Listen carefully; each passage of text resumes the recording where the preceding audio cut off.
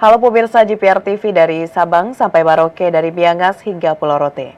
Bertemu lagi bersama saya Bona Azari Disak dalam program Juru Bicara.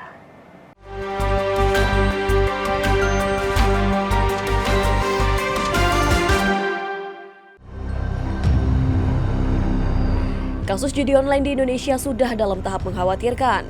Pelaku judi berasal dari masyarakat biasa hingga oknum aparat penegak hukum. Hingga Agustus 2022 terdapat 118.320 situs judi online yang diblokir oleh Kominfo. Bahkan dalam temuan terakhirnya, Kominfo memblokir sebanyak 11.333 konten perjudian online hanya dalam kurun waktu kurang dari 1 pekan. Merespon hal tersebut, Presiden Joko Widodo telah memberi instruksi khusus pada Kapolri Listio Sigit Prabowo untuk dapat memberangus praktik judi online di Indonesia. Kegeraman pemerintah atas perjudian online sangatlah beralasan. Sepanjang tahun 2022, PPATK melaporkan 800 miliar rupiah lebih harus dibukukan karena ditengarai terlibat dalam pusaran aktivitas perjudian. Bahkan PPATK mengungkapkan nilai perputaran transaksi judi online di Indonesia menembus angka 81 triliun rupiah. Pemberantasan judi online di Indonesia bak bergulat dengan bayangan. Pemblokiran situs dan konten perjudian yang telah dilakukan berbalas munculnya situs dalam jenama yang berbeda. Terlebih lagi, cukong dan sistem utama aplikasi perjudian juga ditempatkan di negara-negara yang melegalkan aktivitas perjudian. Beberapa negara yang menjadi aliran dana dan terindikasi judi online ialah Thailand, Kamboja, dan Filipina. Lantas bagaimana sesungguhnya pengendalian dan pemberantasan judi online di Indonesia? Simak selengkapnya dialog juru bicara bersama dengan Dirjen IKP Kemenkominfo Republik Indonesia Usman Kansong yang akan dipandu oleh Mona Azari Nisa.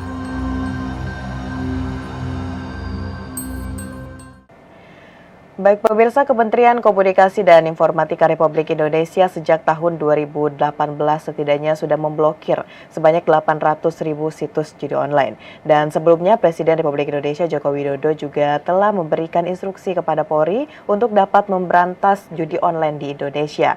Dan saat ini seperti apa langkah yang dilakukan oleh Kementerian Kominfo untuk memberantas hal tersebut?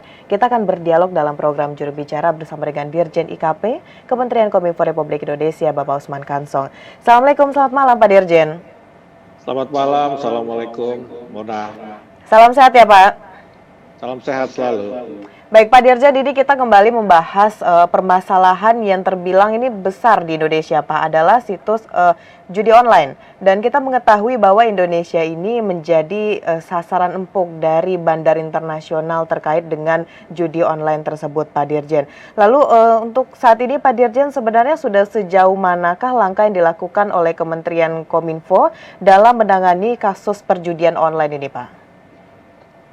Ya, jadi Kementerian Kominfo punya mekanisme pemantauan atau surveillance mechanism.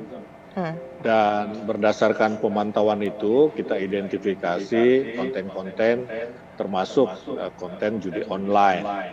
Dan kalau kita menemukan konten berupa judi online, maka kita akan meminta platform untuk menghapus konten judi online itu dari platform. Tetapi kalau judi online itu mengambil bentuk situs atau website, kita akan bisa secara langsung melakukan take down begitu. Nah, kemudian juga kita bekerja sama dengan perbankan untuk mengawasi rekening-rekening yang menjadi fasilitas transaksi perjudian online gitu. Jadi kalau rekening ini kan yang bisa memblokir adalah perbankannya ya, bukan Kominfo begitu. Nah kemudian tentu saja kita mengambil tindakan-tindakan tadi. Ini ada peraturan perundang-undangannya begitu ya. Ada Undang-Undang Nomor 11 Tahun 2008 tentang ITE yang kemudian diubah menjadi Undang-Undang Nomor 19 Tahun 2016 ya, pasal 27 ayat 2. Nah, sementara untuk pemutusan akses kita mendasarkan pada Peraturan Pemerintah Nomor 71 Tahun 2019 tentang penyelenggaraan sistem transaksi elektronik gitu. Juga ada Peraturan Menteri Kominfo Nomor 5 Tahun 2020 tentang penyelenggara sistem elektronik lingkup privat.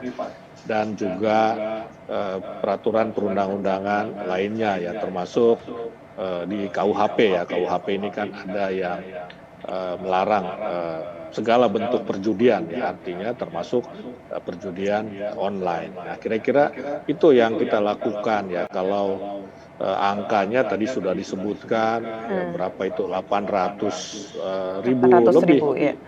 Iya, konten judi online, dan kalau mau dirinci itu sejak tahun 2018 ya sudah dilakukan ketika Kominfo menerapkan surveillance mechanism atau mekanisme pemantauan ya. Misalnya tahun 2018 ada 84.000 lebih, 2019 78.000 lebih, 2020 80.000 lebih. 2021 itu 204 lebih ya, ini masa COVID. Jadi ternyata terjadi peningkatan konten berbau judi, tapi kemudian ketika COVID yang mereda juga terjadi penurunan. Pada 2022 118, tadinya 2021 kan 204 itu, jadi turun lebih dari separuh begitu ya. Jadi setiap hari itu kita bisa saja men-take down lebih dari 1.000 konten perjudian online gitu. Baik, Pak Dirjen, ini juga dalam rentan waktu yang bisa kita katakan singkat gitu Pak ya, tidak sampai 1 minggu dari tanggal 13 sampai dengan 19 Juli 2023, ini sebanyak 11.333 situs ini berhasil diblokir oleh Kominfo. Nah sebenarnya Pak Dirjen, berapa lama waktu yang diperlukan ini oleh Kementerian Kominfo untuk dapat melakukan pemblokiran tersebut, dan mekanismenya seperti apa Pak Dirjen? Ya, kalau kita menemukan konten perjudian online di platform, ya, platform itu bisa Facebook, Twitter, atau media sosial lah secara umum, ya maka kita akan meminta platform itu men-take down-nya atau mendelete-nya dalam waktu paling lama 1 kali 24 jam. Ya. Tapi kalau kita menemukan berupa website ataupun situs, langsung pada saat kita temukan dan kita mendapatkan konfirmasi bahwa itu adalah situs judi online, maka bisa langsung kita take down begitu ya. Dan kemudian juga ada yang mekanismenya melalui laporan masyarakat.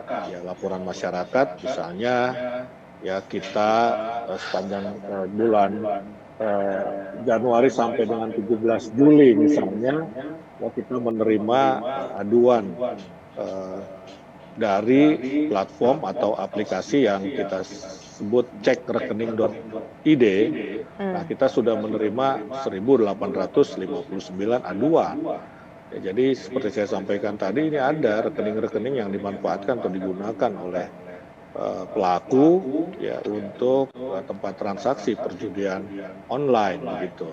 Nah, jadi sudah sangat banyak juga aduan terkait dengan rekening yang dipakai begitu ya. Bahkan sekarang ada modus baru ya. Modus barunya itu dengan mengirim melalui SMS ya, melalui SMS. Nah, ini juga kita sudah bekerja sama dengan operator ya, operator operator seluler ya, untuk jangan gegabah ya, harus hati-hati ketika menyeleksi konten yang akan di SMS blast ya istilahnya begitu.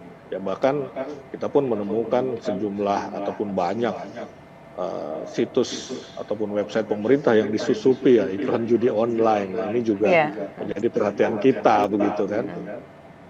Baik, Pak Dirjen. Jadi temuan oleh Kominfo dan juga aduan dari masyarakat akan langsung diproses, dan apabila itu benar-benar terindikasi judi online akan langsung diblokir. Kita akan lanjutkan perbincangan pada malam hari ini Pak Dirjen, namun kita akan jeda pariwara sejenak. Pemirsa jangan kemana-mana, tetap di Juru Bicara.